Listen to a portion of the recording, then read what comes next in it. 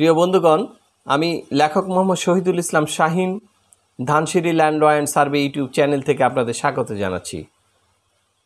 প্রিয় বন্ধুগণ, আজকে আমরা অত্যন্ত গুরুত্বপূর্ণ একটি বিষয় নিয়ে আলোচনা করব। বিষয়টি হচ্ছে বহুভুজ আকার জমির পরিমাপ পদ্ধতি। একটি জমি যখন আমরা পাই তখন সেটিকে আসলে পুঙ্খানুপুঙ্খভাবে পরিমাপ করতে গেলে দেখা যায় যে একটি জমিতেই ত্রিভুজ, চতুর্ভুজ এবং অর্ধবৃত্ত বিভিন্ন সূত্র প্রয়োগ করে জমি পরিমাপ করতে হয়। তো সেই বিষয়টি আজকে বিস্তারিত আলোচনা করব। আপনারা যারা আজকে এই প্রথম আমার চ্যানেলে এসেছেন তাদেরকে অনুরোধ করব চ্যানেলটি সাবস্ক্রাইব করে বেল বাটনে ক্লিক করে রাখুন পরবর্তী ভিডিও আপডেট পাওয়ার জন্য। যারা ইতিপূর্বে আমার সঙ্গে রয়েছেন, যারা সাবস্ক্রাইব করেছেন, তাদেরকে অশেষ অশেষ ধন্যবাদ জানাচ্ছি। প্রিয় বন্ধুগণ, যাদের এই ভিডিওটি আজকে ভালো লাগবে তারা অবশ্যই লাইক শেয়ার করে বন্ধুদের মধ্যে জানিয়ে দিবেন, যারা এই বিষয়ে আপনার বন্ধুরা এই বিষয় থেকে একটি ধারণা পেয়ে থাকে। তা আসুন আজকের এই অঙ্কটি, আজকের যে জমিটি নিয়ে আমরা আলোচনা করব, যে ধরনের জমি, এটি আগে প্রথমে অঙ্কন করে নিই। ধরুন এ একটি জমি,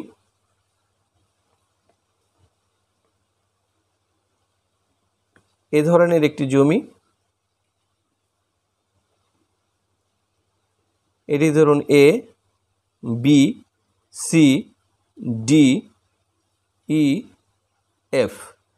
এখন এই ধরনের একটি জমি যদি আমরা সামনে পাই তাহলে আমরা কি করে মাপজোক করব সেটি প্রথমে আমরা এই আলটি এ এফ, এই আলটি আমরা দেখতে পাচ্ছি একটু বর্গাকার, একটু বক্রাকার হয়ে এফ পর্যন্ত, এ থেকে এফ পর্যন্ত চলে গেছে। এই জন্য এ থেকে এফ এখানে একটি সরল রেখা টানতে হবে, কাল্পনিক রেখা। এরপর এখানে এটিকে অর্ধবৃত্ত আকার জমির হিসাব যেটি রয়েছে, এই মাঝখান বরাবর আর একটি লম্ব টেনে এটাকে ও, এটাকে এল যদি করি, আমরা পরিমাপ করে দেখব। ও এল সমান ধরি আমরা এখানে পেলাম 30 ফুট। আমরা ধরি এ এফ, এটি পেলাম ধরুন আমরা 100 ফুট। ঠিক অনুরূপভাবে সিডি আমরা পেলাম ধরুন 100 ফুট। আমরা আরেকটি কাল্পনিক রেখা করব এ থেকে সি পর্যন্ত, এটি ধরুন আমরা পেলাম 150 ফুট। আরেকটি কাল্পনিক রেখা করব এফ থেকে ডি পর্যন্ত, যেটি পেলাম 140 ফুট। এখন এ বি, এটি যদি আমরা 80 ফুট পাই এবং বিসি এটি যদি আমরা 70 ফুট পাই, তাহলে দেখুন এ বি সি একটি ত্রিভুজ, এদিকে পাশাপাশি এফ ডি এ ই এটি একটি ত্রিভুজ। এখন এফ ই এফ যদি আমরা পরিমাপ করি তাহলে দেখব হয়তো আমরা 85 ফুট পেলাম এবং এটিকে পরিমাপ করলে ধরুন আমরা 90 ফুট পেলাম। তো সেই ক্ষেত্রে প্রিয় দর্শক বন্ধুগণ, এখানে খেয়াল করুন, এখানে একটি ত্রিভুজ, এখানে একটি ত্রিভুজ, এই মাঝখানে একটি চতুর্ভুজ, এদিকে একটি অর্ধবৃত্ত। এই 4টি ভাগে ভাগ করে আমরা এই জমিটিকে পরিমাপ করতে হবে। তাহলে এই পরিমাপগুলি করতে হলে আমাদের যে সূত্রগুলি প্রয়োজন হবে, এই সূত্রগুলি নিয়ে আজ একটু কথা বলে নিই। প্রথম যে সূত্রটি লাগবে সেটি ক্ষেত্রফল বের করার সূত্র। সেটি হলো, ধরে নিই আমরা ত্রিভুজ আকার জমি নির্ণয় করার যে সূত্র সেটি কি? ক্ষেত্রফল ইজিক্যাল টু আমরা জানি whole root s, s minus a into s minus b into s minus c. এটি হচ্ছে হ্যালেন্সের সূত্র। এই হ্যালেন্সের সূত্র অর্ধপরিসীমা বা এস ইকাল টু এস বের করতে হয় কীভাবে? এ প্লাস বি প্লাস সি ভাগ 2। এখানে এস হলো অর্ধপরিসীমা, এস হলো কি? অর্ধপরিসীমা। অর্ধপরিসীমা বা S, S equal to A plus B plus C ভাগ 2। এখানে এটি হচ্ছে এই যে ত্রিভুজ রয়েছে, এই ত্রিভুজের এই একটি বাহুকে এ, একটি বাহুকে বি এবং একটি বাহুকে সি, একটি বাহুকে এ, একটি বাহুকে বি এবং অপর বাহুটিকে সি আমরা ধরে নিব। ধরে নিয়ে এ প্লাস বি প্লাস সি এখানে মানগুলি বসিয়ে দেব এবং তার সঙ্গে 2 দিয়ে ভাগ করলে যেটি বের হবে সেটি হবে এস। এখানে এস এর মান বসিয়ে দিব, এখানেও এস এর মান বসিয়ে দিব, ক্ষেত্রফল বেরিয়ে যাবে এস মাইনাস এ। এখানে এই যে এ যেটাকে ধরেছিলাম আগের বার নিচে, এখানে এ বসিয়ে দিব, বি এর মান বসিয়ে দিব এবং সি এর মান বসিয়ে দেব। এইভাবে যে রেজাল্টটি বের হবে সেটি হবে ক্ষেত্রফল। ক্ষেত্রফলের সঙ্গে 435.60 দিয়ে ভাগ করলে যেটি পাবো সেটি হলো শতাংশ। আর যদি শতাংশ ছাড়া অন্য কিছু বের করতে হয় সেই ক্ষেত্রে সেই সূত্রগুলি ব্যবহার করতে হবে। নাম্বার 2 যেটি, ধরুন এখানে চতুর্ভুজ এ সি ডি এফ, এই যদি চতুর্ভুজ বের করতে হয় তাহলে আমরা ক্ষেত্রফলের সূত্রটি যেটি জানি সেটি হলো কি, দৈর্ঘ্য ইন্টু প্রস্থ, দৈর্ঘ্য প্রস্থের সূত্র, অথবা উত্তর দক্ষিণের গড় ইন্টু পূর্ব পশ্চিমের গড়, এটিও বলা যেতে পারে। এখন দৈর্ঘ্য ইন্টু প্রস্থ অথবা উত্তর দক্ষিণের গড় পূর্ব পশ্চিমের গড় যেটাকে আমরা ধরি না কেন, সেইভাবে আমরা এখান থেকে চতুর্ভুজ আকারে এটি বের করতে পারবো। নাম্বার 3 যেটি হচ্ছে এ এফ এল, এই যে গোলাকার কোনো অংশের যে অংশটুকু থাকে সেটিকে কিভাবে বের করতে হয়, এটির ক্ষেত্রফল ইকুয়াল টু অক্ষ, ছোট অক্ষ ইন্টু বড় অক্ষ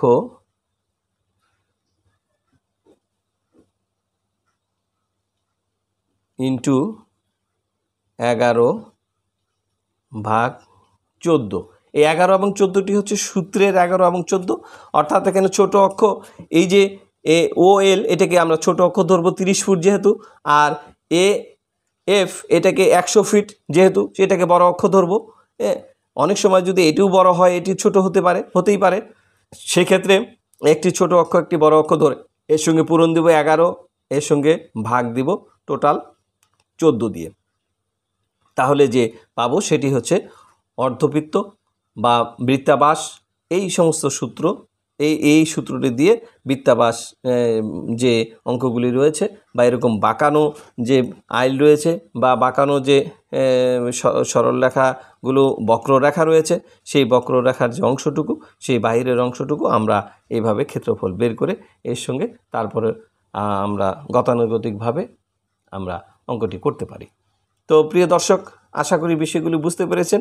এই বিষয়ে আমাদের ত্রিভুজ আকৃতি জমির হিসাব বের করার জন্য আমার ত্রিভুজের একটি পূর্ণাঙ্গ ভিডিও রয়েছে, আপনারা সেই ভিডিওটি দেখে আসলে এই সূত্রের পূর্ণাঙ্গ ব্যবহারটি বুঝতে পারবেন। তারপরেও এই ভিডিওটি বারবার টেনে টেনে দেখুন, অথবা চতুর্ভুজ 4 কোণা জমির হিসাব, এই বিষয়ে আমার একটি পূর্ণাঙ্গ ভিডিও রয়েছে, আপনারা ইচ্ছা করলে ওই ভিডিওটি দেখে আসলে এই 4 কোণা জমি কীভাবে পরিমাপ করা যায় এটি পূর্ণাঙ্গ একটি ধারণা পাবেন। তারপর এটি যদি আমরা করতে চাই, আমরা যদি ক্ষেত্রফল দিয়ে যদি এই ধরনের অঙ্ক করতে চাই, যেটি রয়েছে আপনার বক্রাকার একটি রেখা যদি বক্রাকার থাকে, জমির আইল যদি বাঁকা থাকে, তাহলে আমরা যে সূত্র দিয়ে করব সেটি হচ্ছে ছোট অক্ষ ইন্টু বড় অক্ষ পূরণ 11/14। এটি দিয়ে আমরা খুব সুন্দরভাবে এটি ক্ষেত্রফল বের করতে পারবো। এটি হচ্ছে অর্ধবৃত্ত যে সূত্রটি, এটি অর্ধবৃত্তে অঙ্ক করবার জন্য এই সূত্রটি ব্যবহার করতে পারি। নাম্বার 2-এ যে ধরনের অঙ্ক থাকতে পারে সেই বিষয়টি এখন একটু আলোচনা করবার চেষ্টা করছি। ধরুন এরকম একটি জমি যদি আপনি পেয়ে যান, এরকম একটি জমি, তাহলে সেই ক্ষেত্রে আপনি কি করে করবেন? এখানে ধরুন এ, এটা ধরুন বি, এটা সি, এখানে ডি। সেক্ষেত্রে যেটি করতে হবে, এই আইলটা ধরুন 100 ফুট, এই আইলটা ধরুন 110 ফুট, এই আইলটা ধরুন 90 ফুট, এই আইলটা ধরুন 160 ফুট। সেক্ষেত্রে যেটি করতে হবে, এখানে 90 রয়েছে, ঠিক এই 90 বরাবর আমরা চেষ্টা করব একটি রেখা, কাল্পনিক রেখা অঙ্কন করে। এখানে 90 হলে এটি হবে 70 ফুট, আর এটি ধরেন আপনার 95 ফুট হতে পারে। তো এই অঙ্কটি করবার আগে আমাদের যেটি করতে হবে সেটি হচ্ছে যে আপনাকে আগে কাল্পনিক রেখাগুলো তৈরি করে নিতে হবে, এবং কাল্পনিক রেখা তৈরি করে এখানে 95 ফিট, এখানে 110 ফিট, এখানে 70 ফিট, এটি ওই যে আগের মতো আমরা হেলেন্সের সূত্র দিয়ে এস বের করে এরপরে ক্ষেত্রফল বের করতে পারবো। অর্থাৎ এখানে ত্রিভুজ বের করব এবং এটিকে চতুর্ভুজ আকারে বের করব। অর্থাৎ আমরা একটি জমি পাওয়া মাত্র সেটিকে ত্রিভুজ আকারে কীভাবে করতে হবে, চতুর্ভুজ আকারে কী করবে, এই ভাগ নির্ণয়টা আমাকে আগে জানতে হবে। এই ভাগ যদি আমরা করতে পারি তাহলে খুব সহজভাবেই ত্রিভুজের সূত্র দিয়ে এটি এবং চতুর্ভুজের সূত্র দিয়ে এটি এইভাবে আমরা করতে পারি। এরকম যে কোনো ধরনের অঙ্ক আসলে আমরা এটি করতে পারবো বলে আমরা আশা করি। নাম্বার 3-এ যদি আমরা আরেকটি অঙ্ক এরকম ধরে নিতে পারি, নাম্বার 3-এ একটু খেয়াল করুন। নাম্বার 3-এ এরকম একটি জমি যদি আমার কাছে আসে, আমরা সেটাকে কি করব? ধরুন এরকম একটি জমি 160 ফুট, এদিকে 40 ফুট, এদিকে 50 ফুট, এদিকে ধরুন 200 ফুট, এদিকে ধরুন 290 ফুট। এরকম যদি হয় সেক্ষেত্রে আমরা কি করব? সেক্ষেত্রে আমাদের যেটি করতে হবে, আগে এই বিন্দু থেকে এই বিন্দু, এ ধরুন এ, এটি বি, এটি সি, এটি ডি, এটি ই, এরকম যদি থাকে তাহলে আমাদের যেটি করতে হবে, প্রথমে এখানে 160 ফুট আগে এইটা মেপে এডি মেপে নিতে হবে এবং এটি একটি কাল্পনিক রেখা অঙ্কন করতে হবে। কাল্পনিক রেখা অঙ্কন করে মেপে দেখলাম যে আমরা এখানে 100 ফুট পেয়েছি। যেহেতু এখানে 100 ফিটের বিপরীত বাহুটা হচ্ছে 160 ফিট, তাহলে আমাকে যেটি করতে হবে এখানে আর একটু কাল্পনিক রেখা অঙ্কন করে নিতে হবে।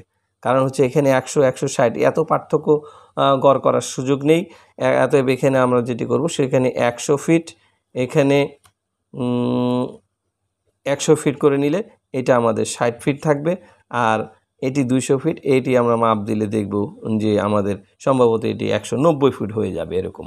তো 90 ফিট হলে 190 ফিট, 290 ফিট আর হচ্ছে 60 ফিট, এটি দিয়ে আমরা একটি ত্রিভুজের অঙ্কন করতে পারবো ত্রিভুজের সূত্র দিয়ে। আবার এটিকে এ ডি, এখানে আমরা ও দিলাম, এ ডি ও বি, এটি আমরা এদিকে পাবো 200 ফিট, এদিকে 190 ফিট, এদিকে 100 ফিট, এদিকে 100 ফিট, এটিকে চতুর্ভুজের সূত্র দিয়ে এটি করতে পারবো। আবার এখানে দেখেন ত্রিভুজ আকারে একটি হয়ে রয়েছে, এখানে এ ই ডি, এখানেও একটি ত্রিভুজ আকার হয়েছে। এই ত্রিভুজ আকার এটিকেও আমরা ওই হেলেন্সের সূত্র দিয়ে আমরা এটি করতে পারি। তো এরকমভাবে যে কোনো অঙ্কই আপনার সামনে আসুক না কেন, আপনাকে যেটি করতে হবে সেটি হচ্ছে যে সেই অঙ্কটি কিভাবে করবেন এটি আগে বের করে নিতে হবে, যে টোটাল অঙ্ক যেন অঙ্ক করতে গিয়ে দুই বাহুর বিপরীত দুই বাহুর পার্থক্য যেন 5 থেকে 10 ফুট এর মধ্যে থাকে, এই জিনিসটি আপনি খেয়াল করবেন। বাদ বাকিটুকু আপনি অঙ্কের মাধ্যমে সেটি করতে পারবেন। তো যাই হোক, এইভাবে আমরা বহুভুজ আকৃতি জমিকে আমরা ত্রিভুজ, চতুর্ভুজ, অর্ধবৃত্ত, এই 3টি আকারে, মূলত ত্রিভুজ, চতুর্ভুজ এবং অর্ধবৃত্ত, এই 3টি আকারে আমরা বের করে অঙ্কন করে নিয়ে মাপঝোঁক করে নিয়ে তারপর আমরা আলাদা আলাদা সূত্রের মাধ্যমে যদি করতে পারি, তো আমরা জানি 3টি সূত্র কি, এই 3টি সূত্রের মাধ্যমে যদি আমরা করতে পারি তাহলে আমার মনে হয় যে এটি সঠিকভাবে আমরা করতে পারবো অঙ্কগুলি এবং সেটি হবে সঠিক রেজাল্ট। আমরা আশা করব যে আজকের এই টিউটোরিয়াল ক্লাসটি আপনারা সকলেই বুঝতে পেরেছেন। যদি কারো কোনো বুঝবার অসুবিধা হয়ে থাকে তাহলে বারবার ভিডিওটি টেনে টেনে দেখুন। তারপরেও যদি কারো কোনো প্রশ্ন থাকে তাহলে ভিডিওতে আপনি সরাসরি প্রশ্ন লিখে দিন, আমি চেষ্টা করব আপনাদের উত্তর দেওয়ার জন্য। এরপরও আমার ইমো নাম্বার, হোয়াটসঅ্যাপ নাম্বার রয়েছে। আপনারা যারা আমাকে ইমো এবং হোয়াটসঅ্যাপে প্রশ্ন করবেন তাদেরকে অনুরোধ করব তারা আমাকে প্রশ্ন করলে যে কোনো মুহূর্তে আমি চেষ্টা করব আপনাদের প্রশ্ন উত্তর দেওয়ার জন্য। পাশাপাশি আজকের এই ভিডিওতে এখনও যারা সাবস্ক্রাইব করে দেননি তাদেরকে অনুরোধ করব সাবস্ক্রাইব করে রাখুন এবং পরবর্তী ভিডিও আপডেট পাওয়ার জন্য। এবং যাদের পছন্দ হয়েছে আজকের এই ভিডিওটি, এটি কিন্তু অনেক বেশি মাঠে যখন কাজ করবেন অনেক বেশি এই ধরনের অঙ্ক পাবেন, এই ধরনের জমি পাবেন। এই ধরনের জমি থেকে আপনাকে এই ধরনের জমি যারা ঠিকঠাক মতো মাপঝোঁক করতে পারবেন তারাই কিন্তু সফল সার্ভেয়ার হতে পারবেন এবং মাপঝোঁক সম্পর্কে ধারণা পাবেন।